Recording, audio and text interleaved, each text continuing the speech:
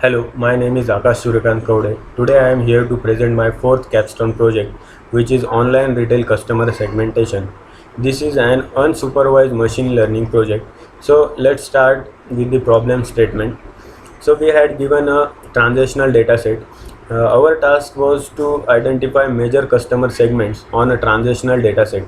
Data set contains all the transactions occurring between 1st December 2010 and 9 December 2011 for a UK based and registered non-store online retail.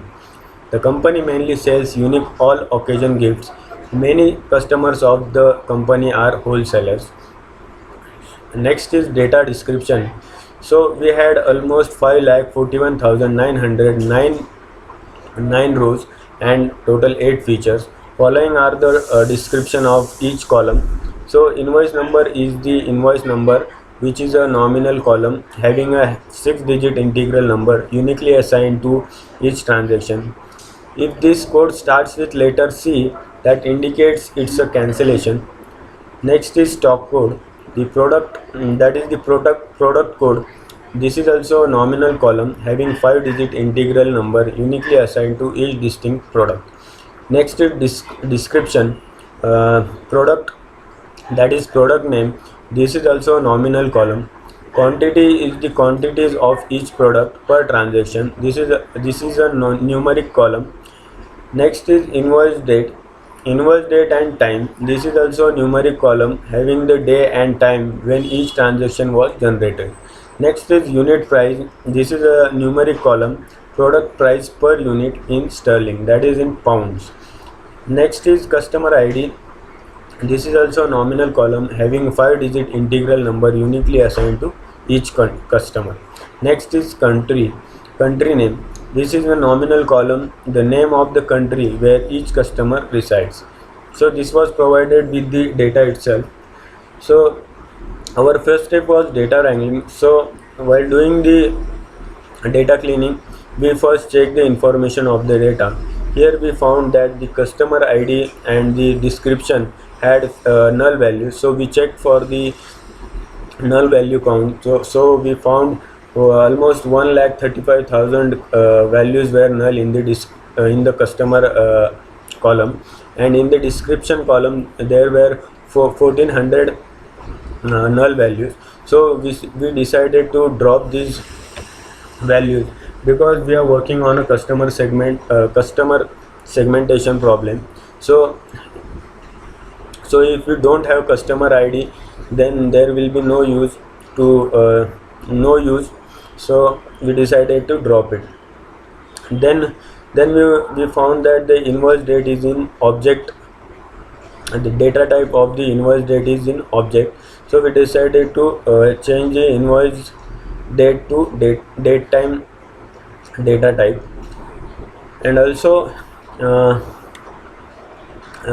we drop the invoice values where if invoice number start with C means it's a cancellation. So we checked for the for those values which are starting with the C, and we dropped these rows.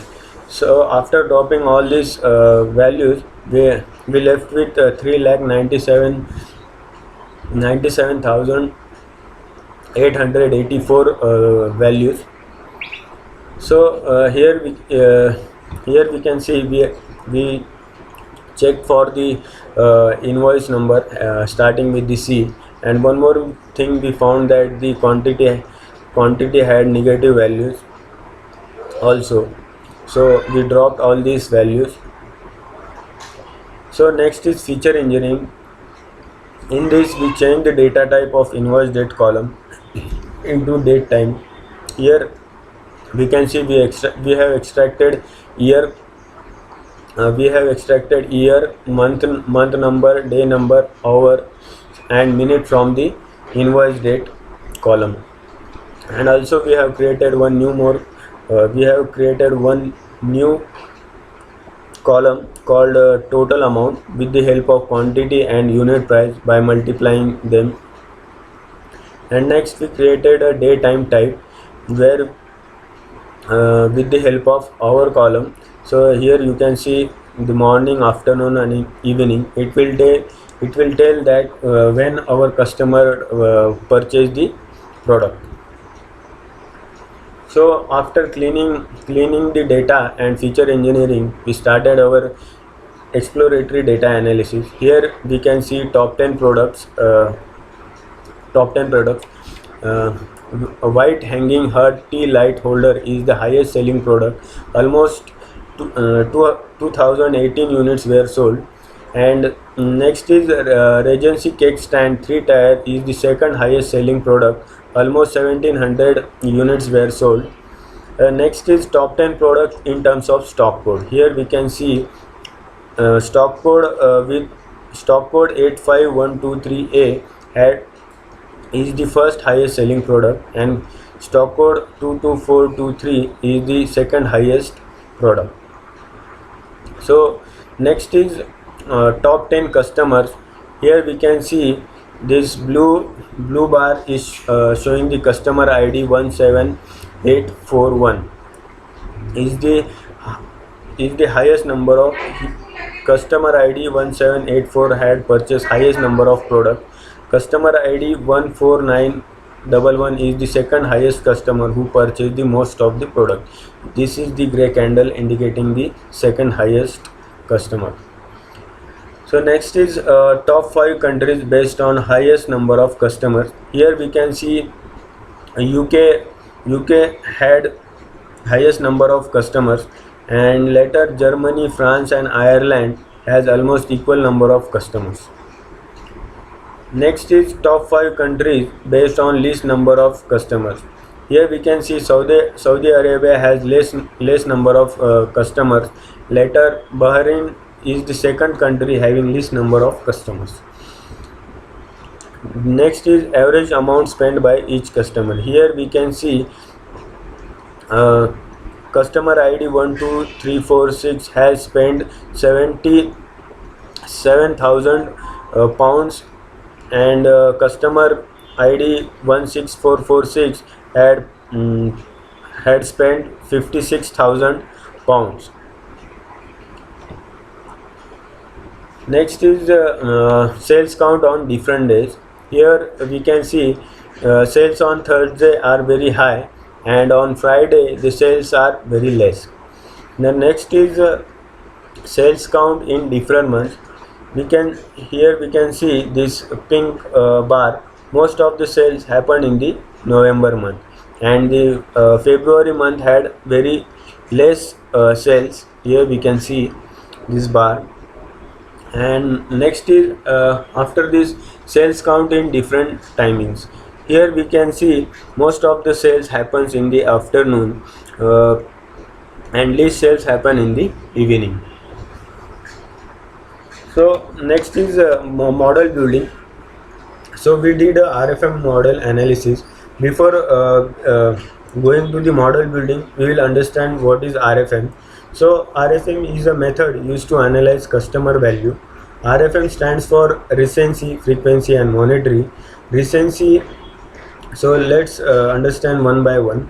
Recency is nothing but how recently did the customer visit our website, or how recently did a customer purchase. Next is frequency, is nothing but how often do they visit, or how often do they purchase. The next is monetary, how much revenue we get from their visit, or how much do they spend when they purchase. Why? Let's see why RFM is needed. RFM analysis is marketing framework that is used to understand and analyze customer behavior based on the above three factors. The RFM analysis will help the businesses to segment their customer base into different homogeneous groups so that they can engage with each group with a different targeted marketing strategies. So here we can see that we have calculated the recency, frequency and monetary for each customer ID. So recency is calculated by the latest date minus last invoice date, and frequency is calculated by counting the invoice number of transactions, and monetary is calculated with the sum of total amount for each customer. Here we can see we have calculated recency, frequency and monetary. This RFM is calculated with the help of this quantile. Here we can see we have uh, created bins for the frequency, monetary and recency with 25 percentile, 50 percentile and 100 percentile. If for example, if for recency the value is less than 17, means it belongs to 25% group, so we will assign 1 to the R. Likewise, we have uh, calculated this RFM values, and then RFM is nothing but the grouping this RFM values. Here we can see 11, 211 like this, and RFM score is nothing but the summation of this RFM. Here you can see. So we plotted the distribution of monetary frequency and recency, and we found that the distribution is right skew. For model building, we need a normalized values. So we did a log transformation on this monetary frequency and recency. So we got this kind of graph, which is bell curve, normally distributed. And also we created the new columns for this frequency log, recency log and monetary log. So depending on this, we have created this 4 clusters, namely platinum, gold, silver and bronze. Here we can see the count for this. In this 1200 count is for platinum group, 1300 count is for this gold, and 981 is for silver and 770 is for bronze. So we implemented K-means clustering on recency and monetary first. Here we can see we have calculated the optimal value for value of cluster using elbow method and Silhouette score. Here we can see the Silhouette score for each cluster, 2, 3, 4, 5, 6 here. So we found that the cluster 2 has a highest Silhouette score as compared to other cluster, and elbow method is also suggesting optimal number of cluster as 2, so we decided to go with the cluster 2. Here the Silhouette plot also indicating that here we can see few data points are misclassified in this with cluster 2, and in cluster 3 we can see this blue, these are the misclassified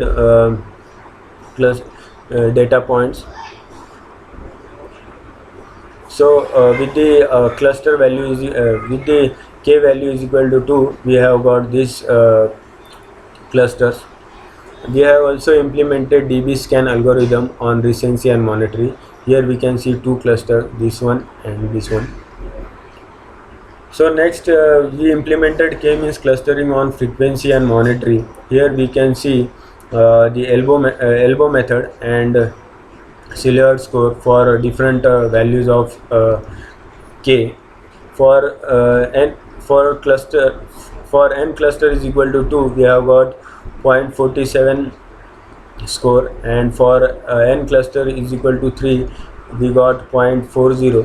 So we have got high score for n clusters is equal to 2, and elbow method is also suggesting the K is equal to 2, so we decided to go with the optimal value of cluster is equal to 2. Here we can see we have got a good plot for this Silhouette plot for cluster 2, and for cluster 3 we can see there are few misclassified values in the black, and for cluster 4 we can see blue is few data points are misclassified. So this is the K-means clustering on frequency and monetary. Here we can see with values 2, we got these 2 clusters. This is for DB scan. Here we can see the 2 clusters, this one and this whole. Next is K-means clustering on recency, frequency and monetary. Here also we plotted the elbow method and we use silhouette score. Here we can see for cluster is equal to 2, we have got higher score as compared to other clusters, and elbow method is also suggesting k is equal to 2, so we went with the cluster k value is equal to 2. Here we can see the silhouette score is good, very good for the n cluster is equal to 2 as compared to other cluster values. Here we can see in green and blue the data points are misclassified to the clusters. So this is the visualization for k-means clustering on recency, frequency and monitoring. These red dots are the centroid for these data points for these two clusters. So next is hierarchical clustering. Here on recency, frequency and monitoring. Here we can see the optimal value of cluster using dendrogram came out to be cluster is equal to 2. This line is the highest vertical line where no other horizontal line is crossing. So we have set a threshold of 80. From there we have plotted a horizontal line, and this horizontal line is intersecting at a point at this point and this point. So we have 2 points, that's why the optimal cluster is equal to 2. So this is the visualization for the cluster of customers. So finally we came to our summary and conclusion. Firstly, we did a clustering based on RFM analysis. We had 4 cluster segmentation of customer based on RFM score.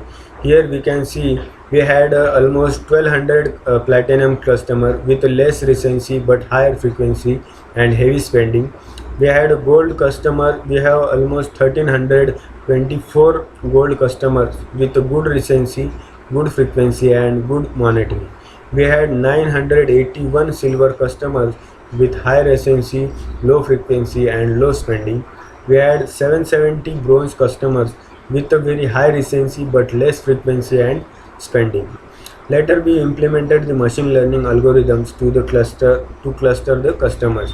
As we have seen earlier, for we got optimal number of clusters is equal to 2 for all the algorithms. So these are the 2 clusters which we have created on the basis cluster on frequency, monitoring and recency. Here we can see above cluster is done with recency, frequency and monitoring. Cluster 0 has high recency rate but a very low frequency and monitoring. Cluster 0 contains almost 2414 customers. Then cluster 1 has low recency rate but they are frequent buyers and spends very high money than other customers, as mean monetary value is very high, thus generates more revenue to the retail business. So cluster 1 is very important for us, and we need to focus on cluster 0 also, because these customers spends very less. We need to attract them with some marketing strategies. So with this we are done. Also we can use more robust analysis for the clustering using not only RFM but the metrics such as demographics or profit features. So that's all from my side. Thank you.